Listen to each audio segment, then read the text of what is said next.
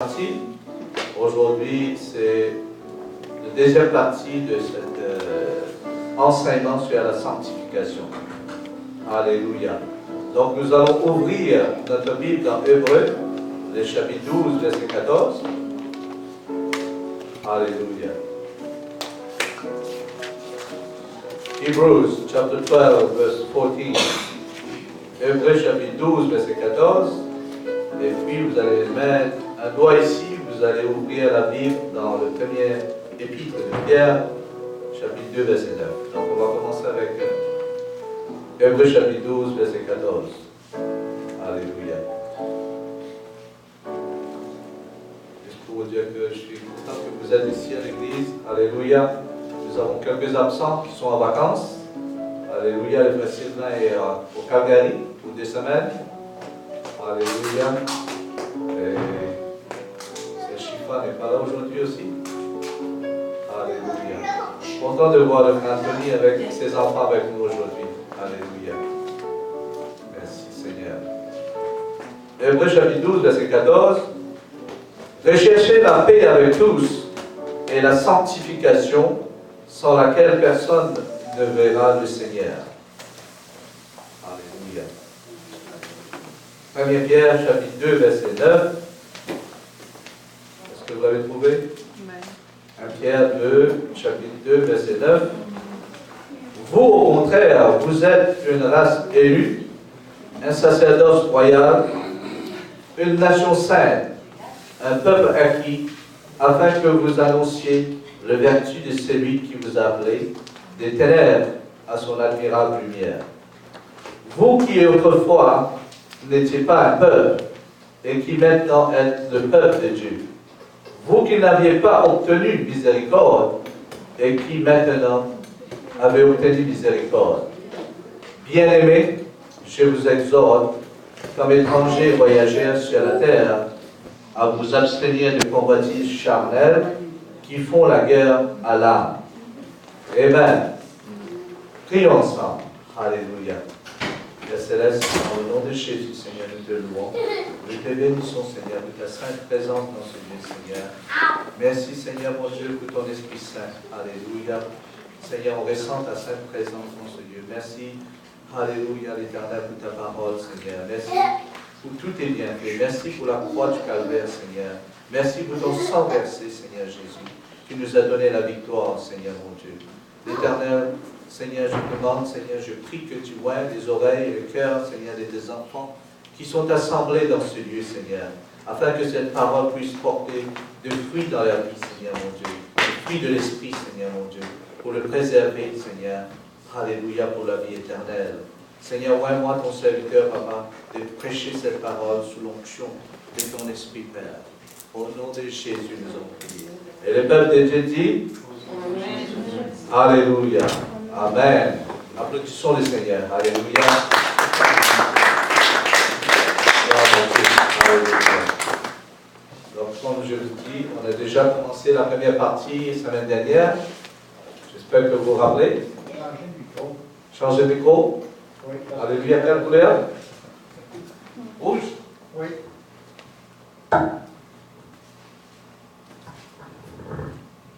Rouge est danger. Alléluia. Le message va être chaud. Alléluia. Amen.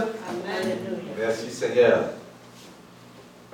Alléluia. Vous dites à vous-même, nous aimons notre pasteur. Nous aimons notre pasteur. Alléluia. Après la prédication, nous n'allons pas être en colère avec lui. Alléluia. C'est celui qu'un messager. Alléluia. Le Seigneur m'a donné ce message. Je l'ai préparé. J'avais le cœur. Alléluia. Un peu lourd. Et j'écoutais avec une cantique. Alléluia. Et le Seigneur commençait à me parler ce matin. Il a dit, fils de l'homme, tu as vu ces gens qui adoraient, parce que j'ai regardé une vidéo. Et puis, il y avait des gens qui adoraient le Seigneur. J'étais content quand je vois des gens, des jeunes qui élevaient la main, la voix qui sautait, qui adoraient Dieu. Il m'a dit, fils de l'homme, tu as vu ces gens-là? J'ai dit, oui Seigneur.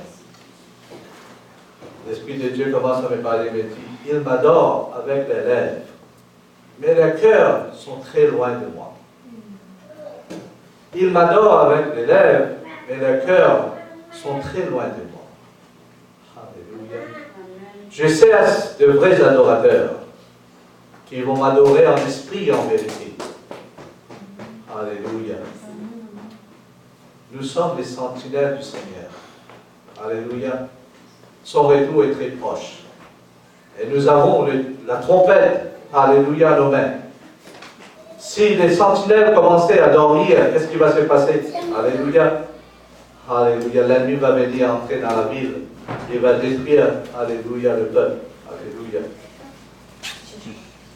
Le Seigneur cherche de vrais adorateurs qui vont l'adorer en esprit et en vérité. Alléluia. Qui va se consacrer à lui. Alléluia. De tout leur cœur, de toutes leurs pensées, de tous les âmes. Alléluia. Soyons des vrais adorateurs. Alléluia. Gloire à Dieu. Retournons à notre leçon. Alléluia. Vous savez, la fois dernière, on a parlé beaucoup sur la sainteté. Et c'est la deuxième partie. Il y aura une troisième partie. Après avoir obéi à l'évangile de Jésus-Christ, c'est-à-dire par la repentance, le baptême d'eau et l'esprit, vous êtes une nouvelle créature. Amen. Amen. Nous avons de nouvelles créatures ici. Alléluia. Plein de vie. Alléluia. Plein de joie. Amen. Alléluia. Le Saint-Esprit vous donne la joie, n'est-ce pas?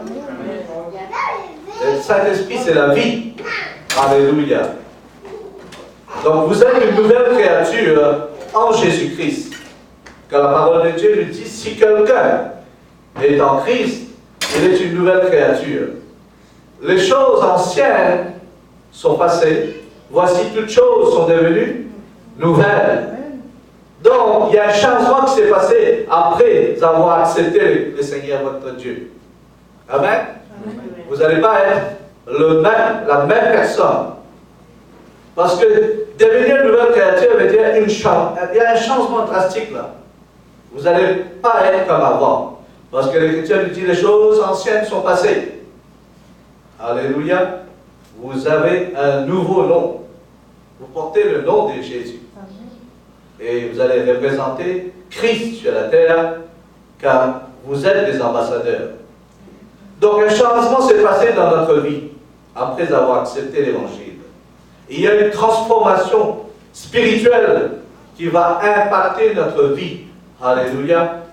Combien ont accepté l'Évangile dans ce lieu? Alléluia. Amen. Ont obéi, alléluia, l'Évangile. Alléluia, gloire à Dieu. Si vous n'avez pas encore pris votre décision, c'est le moment de le faire. N'attendez pas pour demain. Parce que demain, on n'aura pas le temps. Alléluia. On ne sait jamais qu'est-ce qui va se passer demain. Aujourd'hui, c'est le jour du salut. Mais maintenant, j'adresse à ceux qui ont eu cette vie nouvelle en Jésus-Christ. Christ vous a appelé, alléluia, du monde, du ténèbre, il vous a amené dans sa sainte lumière. Vous êtes devenu une nouvelle créature en Jésus-Christ. Et vous avez obtenu miséricorde, la miséricorde de Dieu. Alléluia, qu'auparavant vous n'avez pas. Mais maintenant, vous êtes sous la miséricorde de Dieu. Alléluia. Vous n'êtes pas des étrangers. Vous êtes dans la maison du Seigneur. Vous êtes enfants de Dieu. Vous faites partie de cette famille, grande famille chrétienne. Alléluia. Mais la Bible nous recommande, comme étrangers voyageurs sur la terre, à vous abstenir des convoitises charnelles qui font la guerre avec l'âme. Alléluia. Tout le temps, il y a un combat qui se passe en nous à l'intérieur. La chair veut avoir encore plus de plaisir de ce monde. Mais l'Esprit dit non, soumettons à Dieu. Alléluia. Amen. Tant que nous sommes dans le corps, nous allons voir ce combat. Mais la Bible nous commande plutôt de nous abstenir des convoitises charnelles. Parce que nous sommes dans le royaume de Dieu maintenant. Vous êtes des sacrificateurs, alléluia, au service de Dieu. Si vous avez obéi l'évangile maintenant, vous êtes des sacrificateurs, alléluia, pour offrir des offrandes à Dieu, des sacrifices de louange à Dieu. Alléluia. Votre rôle a changé dans la société, dans le royaume de Dieu. Vous êtes quelqu'un de très spécial. Dis à ton frère ou à ta soeur, tu es vraiment spécial pour le Seigneur. Dis-lui. Vraiment spécial. Il n'y a pas d'autre comme toi. Alléluia, il n'y a pas d'autre comme toi. Amen. Chaque moment. Alléluia. Quand vous allez lire Apocalypse, il dit, et qui a fait de nous un royaume des sacrificateurs pour Dieu. Alléluia, son Père et lui. À lui soit la gloire et la puissance au siècle des siècles. Amen. Vous êtes un royaume. Vous êtes des sacrificateurs pour Dieu. Alléluia. Maintenant, c'est quoi sacrificateur? La fonction des sacrificateurs. Qui a lu les livres d'Exode? Personne? Vous devez commencer à les lire. Alléluia. Qui a lu les Lévitique? Alléluia. Vous devez faire beaucoup de lecture de la parole. Parce que vous allez comprendre votre mission en tant que sacrificateur. Alléluia. Peut-être après notre étude biblique, le mercredi, on va commencer sur le plan du tabernacle. Comme ça, vous allez comprendre un peu plus sur le tabernacle et sur le sacrificateur et son rôle.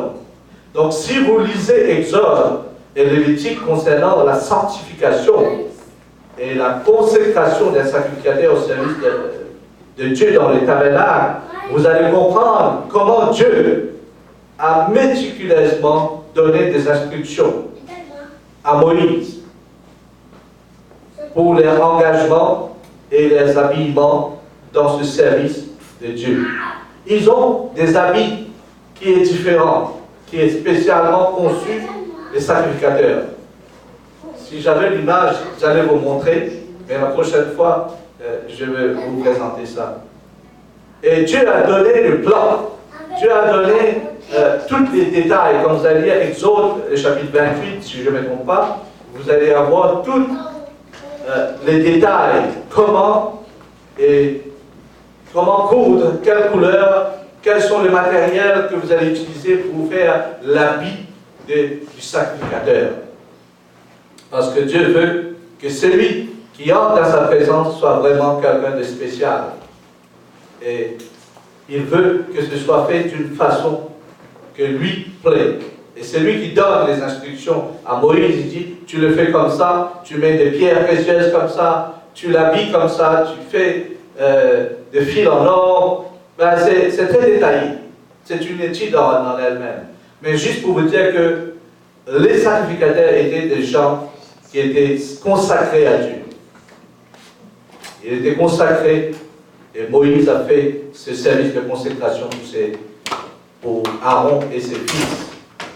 Donc, je vais lire quelques versets pour vous dans Exode 28, 40 à 43, juste quelques versets, parce que vous allez lire les chapitres en entier, vous allez savoir un peu plus profondément c'est quoi dont je parle. Au chapitre 28, verset 40, pour le fils d'Aaron, tu feras des tuniques, tu leur feras des ceintures, tu leur feras des bonnets pour marquer leur dignité, pour les servir des parures, tu en revêtiras Aaron, ton frère, et ses fils avec lui. Tu le oindras, tu le consacreras, tu le sanctifieras, et ils seront à mon service dans le sacerdoce. Fais-leur des caleçons de lin pour couvrir leur nudité. Ils iront depuis le rein jusqu'aux cuisses. Aaron et ses fils le porteront quand ils entreront dans la tente d'assignation et quand ils s'approcheront de l'autel pour faire le service dans le sanctuaire. Ainsi, ils se rendront point coupables et ne mourront point. C'est une loi perpétuelle pour Aaron et pour ses descendants après lui. Alléluia. Il y a des instructions spécifiques concernant la code vestimentaire de ce sacrificateur ou des sacrificateurs qui vont être dans le service de Dieu. Alléluia. C'est pourquoi quand je demande à nos jeunes et ceux qui sont engagés dans le ministère de musique ou quel que soit le ministère que vous êtes engagé, que vous compreniez que vous êtes quelqu'un qui sert Dieu. Donc, servez Dieu de tout ton cœur. Consacre-toi au service du Seigneur. Alléluia. Soyez dirigés par le Saint-Esprit. Ne viens pas jouer la musique sans avoir prié, sans avoir cherché la face de Dieu. Ne viens pas chanter quand tu n'as pas prié du tout. Parce que comme ça, tu vas juste chanter, il n'y aura pas des choses qui se passent dans l'assemblée. Amen. Donc, il faut être consacré à Dieu dans tout ce que nous faisons. Alléluia.